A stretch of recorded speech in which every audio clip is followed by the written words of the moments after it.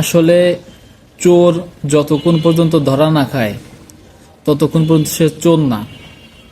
বলতেছিলাম সুশান্ত পালের কথা, যে কিনা 30তম বিসিএসে বাংলাদেশের ভিতর প্রথম হয়েছিল। এখন শুনলাম যে বিসিএস এর যে প্রশ্ন ফাঁস হয়েছিল, সে নাকি এই প্রশ্ন কিনা সারা বাংলাদেশে বিসিএস এর ভিতর প্রথম হয়েছিল। অনেক ভিডিওতে, অনেক কনফারেন্সে তার অনেক কথা শুনছি, তার লাইফ স্টোরি শুনছি যে সে অনেক স্ট্রাগল করে এত দূর আইছে। কিন্তু শেষমেশ তার স্ট্রাগলের কথাগুলা ফাঁস করে দিল পিএসসি সাবেক মানে যে ড্রাইভার আবেদ আলী।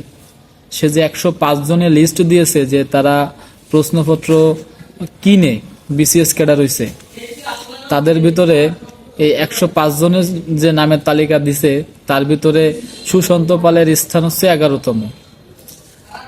কারে আইডল মানবেন আপনি?